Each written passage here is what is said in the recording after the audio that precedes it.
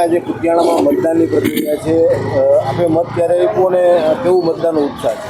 મતદાનનું અમારે નાનું એવું ગામ છે, ઉત્સાહ બહુ છે, શાંતિપૂર્વક મતદાન થાય અને વિકાસ જોવે ને મત કરે માણસ. બસ આપણે મતદાન કર્યું છે? હા, મેં કીધું.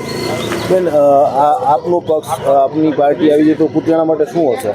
પાર્ટી અમારી આવે જાય તો અમે કુતિયાણાને આખી ચક્કલ બદલાવી નાખ્યું. મનસુખભાઈ માંડવિયાએ ભાષણમાં કીધું હતું કે હું ઉદ્યોગ આ તે રમતગમતનું મેદાન બધુંય લેવી ને મારા ગામનો આખો હું વિકાસ કરી જે નહીં થયો હોય એ.